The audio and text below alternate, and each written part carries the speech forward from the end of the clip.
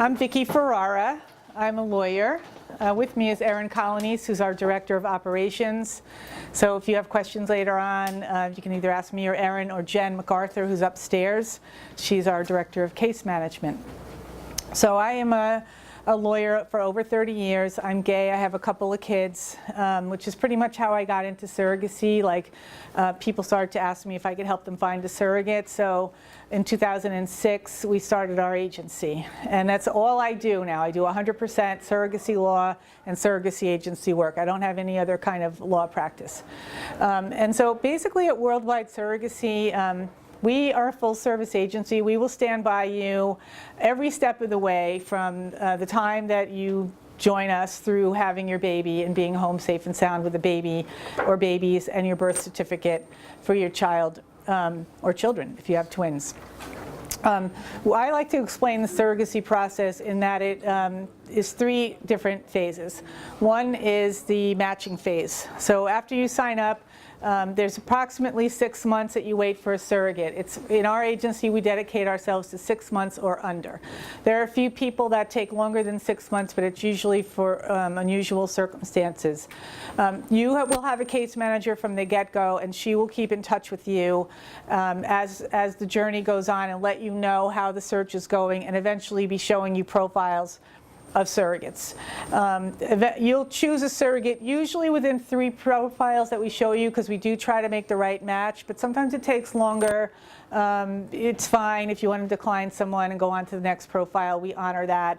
We don't want to push anybody on you. We want you to be happy. It should be a mutual agreement. You to work with her, your surrogate, and she to work with you.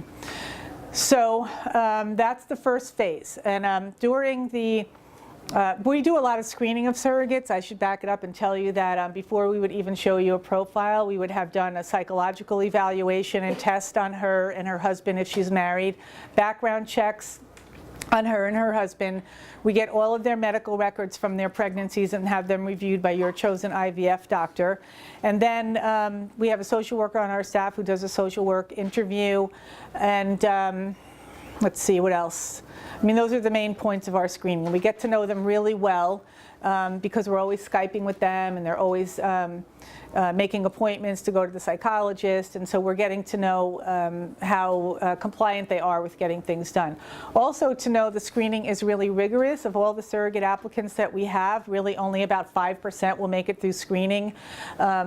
We have very strict psychologists, and they have to pass all the tests, and the clinics are very strict too. So we want to make sure it works for you. We have to protect you, and we also want to protect our reputation and our doing business. So we want it to work. So the surrogates are really wonderful people. They want to become surrogates because they want to make a little extra money, but across the board, they also really want to help you have your baby. They are thrilled with the idea of helping someone have a baby. They want to see the joy on your face when you have your baby.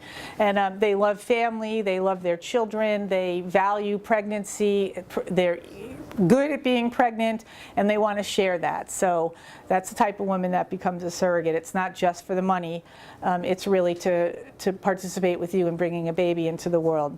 So during that first phase, eventually you'll have a profile that you'll like, and when that happens, things heat up, because you're going to need a lot of information to make a final decision. So you're going to want to know what her insurance is, what her compensation is, where does she live, what's the legal process, where she lives, and what kind of a person is she? You know, what kind of family life does she have, and what kind of a home does she live in? So all that's going to be information that we're going to be giving you so you can make a really informed decision of who your surrogate's going to be. And again, you will have a surrogate. It's not a maybe, like, will you really be able to match me? Yes, we've matched all our parents. The only parents we don't match are people who drop out of the program, which is extremely rare. It's usually someone who has like marital trouble, or they're stressing out about something in their lives, or a medical problem, and so they don't continue on their path to have a baby. But if you just stay on the path and work with us, your professional team, you will have a baby. Second phase would be then the medical phase. So you have a surrogate, and you start to go into a contract with her. We would help you with that. And she would have her own lawyer to review the contract. And then the contract will be a very lengthy document that will cover all kinds of things, like termination of the pregnancy if there's a birth defect. Someone asked in the last session, do you ask for drug testing? You can if you want. We've never had a parent ask for that because the surrogates, by the time you get to that point, you really trust her and you know her. It's not been an issue. But again, that's a long document that we work with you on, and you definitely are protected in that document. After the contract, even though it's a long document, it only takes 2 or 3 weeks to really put it together because we know what's going to go in it, and we are very prompt in explaining things to you and getting that done. Then she goes to your clinic and gets onto the medical calendar to get ready for the embryo transfer. So once she's at the clinic, we connect with the clinic, we know what's going on, we know what the calendar is. She has a support person who's going to take care of her, make sure that she's going to her appointments, make sure she has her questions answered. And then she goes for her embryo transfer, amazing, exciting time for everyone. And hopefully she becomes pregnant. We could talk about the things that might happen, like maybe she doesn't get pregnant the first time, maybe it takes a couple of times, but everyone has a unique path, and we'll talk about the hiccups that you could run into maybe after we get through the kind of initial process. But eventually there'll be a pregnancy, and then the main part of the next phase is the pregnancy phase, which is the legal piece to make sure that you become the legal parents of the baby.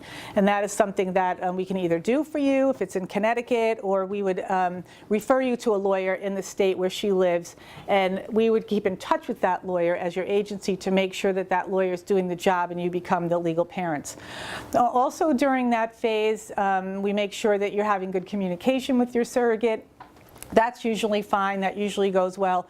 Make sure you're getting enough information from the doctor who's treating her. Make sure she's going to her appointments, and make sure that your questions are answered about the process in terms of insurance or legal proceedings. So again, we're with you that whole pregnancy phase. And then we also communicate with the hospital before the baby is born to make sure the hospital knows what's going on, that you're parents, that you're the recognized parents, that you have a surrogate, that she has certain insurance to be used.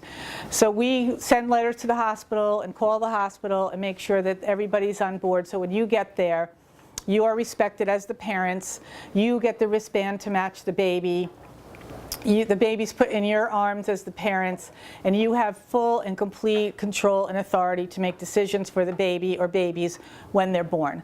So, so it all goes really smoothly at the hospital, and then you have obviously the authority to be discharged with your baby, and you go home and you have your family. So those are the 3 processes, and again, we stay with you the whole time. I'm going to talk a little bit about fees and break it down that way so you have some information about that. We usually say that for the surrogacy side of things, not the medical clinic or the egg donor, you have to be prepared for about $75,000 to $90,000. And I'm going to break it down into components and then tell you a couple reasons why the range. The first component would be the agency fee, which is $24,000, $23,000 with your card that we gave you today. And that would be, you pay $12,000 up front, and the remainder when you're matched officially with a surrogate. Then the other component, second, would be the surrogate compensation. So that's, I think you're exposed to around $45,000. It could be a little more depending on the surrogate. You might not pay that much based on certain things that are in the contract. I say exposed to 45 because there are some things in the contract that you might not pay. So for example, there might be a component for lost wages, and the lost wages are limited, usually from something like $6,000 to $18,000. And then you don't pay all of that if she doesn't go on bed rest. You might only pay $2,000 of lost wages. So maybe you're only going to pay 35 or 8 to your surrogate, not 45. But all those things you're going to know about. What is the most I would pay to my surrogate? You're going to know when your contract is signed. So the other component then would be legal fees. All of your legal fees, the contract, her lawyer, the pre-birth order, should all be under $10,000, maybe around $8,000, depending on the lawyer and the state and the specific fees. But they should all be under $10,000. The reason for the swing and the range I gave you, one reason is surrogate compensation. So the surrogates sometimes ask for $30,000 base compensation. Sometimes they ask for $35,000 if they're experienced. Sometimes there are different things that go in the contract that can increase what you pay a little bit. So again, that's one reason for the swing.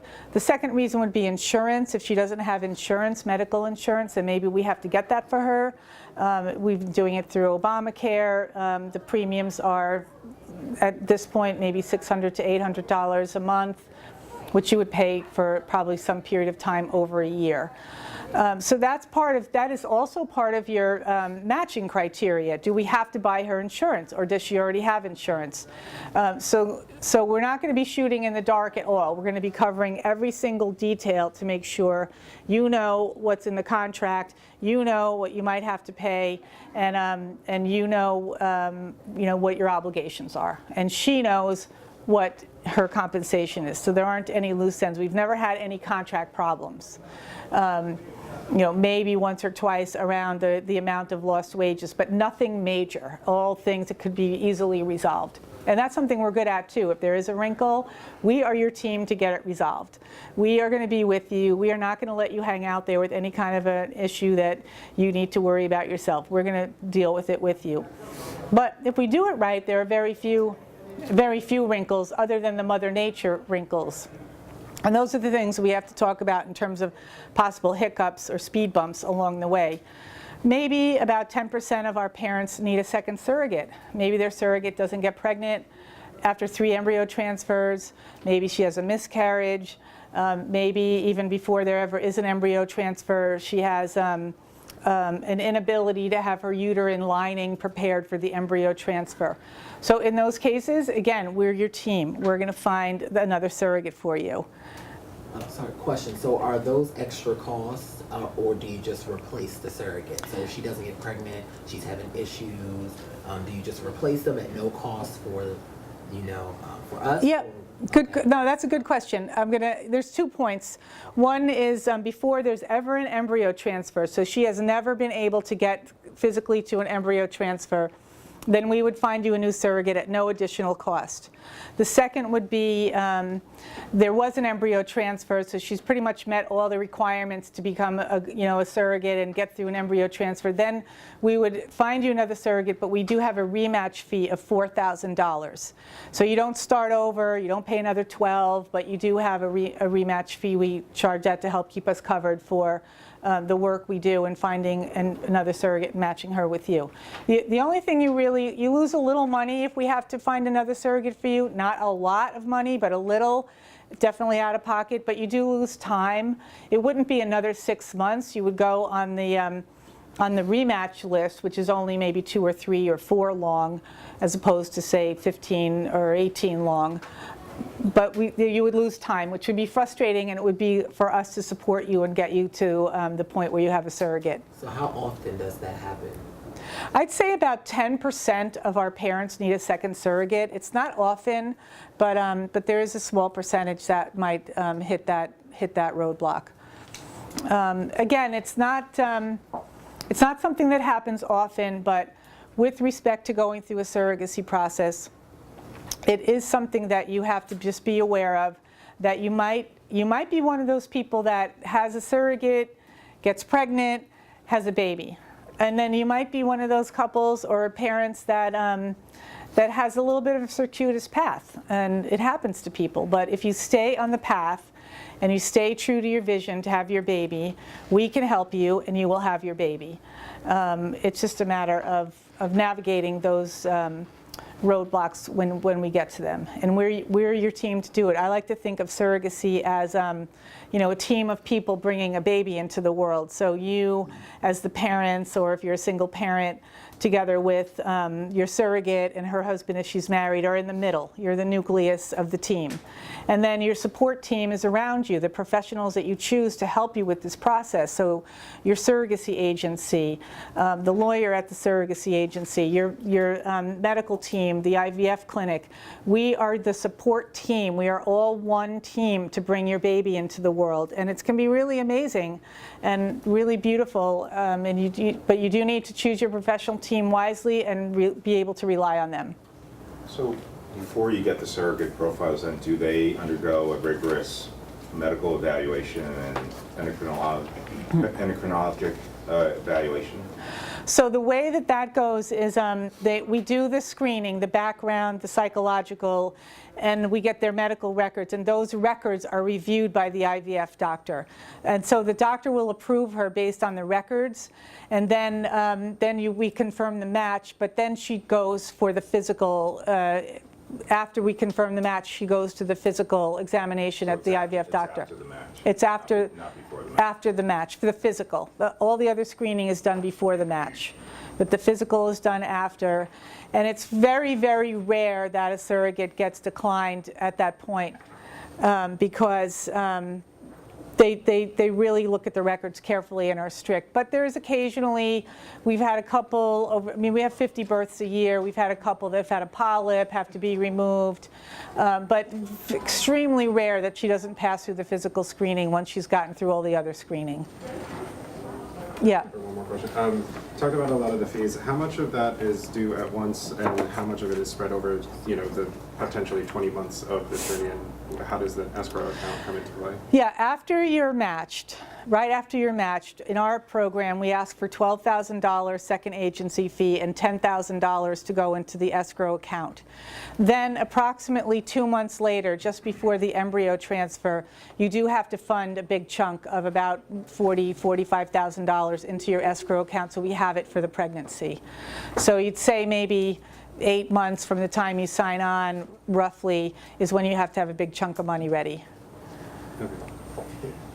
Yeah. All of these costs don't include what it's going to cost through the IVF clinic, right? That's separate, or do you include everything? That's separate. That's the IVF clinic, the egg donor are separate from what I was telling you about. Okay. Yeah. And also for a legal perspective, so the surrogate mother gets her own representation. Are you in charge of our representation, or we have to get somebody else? In terms of you being presented to the surrogate? No, just for example, I'm French, and so I'm going to need some legal counsel on how to naturalize the... We would get you into the hands of a French lawyer. We work with couples from France all the time, so we would be able to give you the resources you need.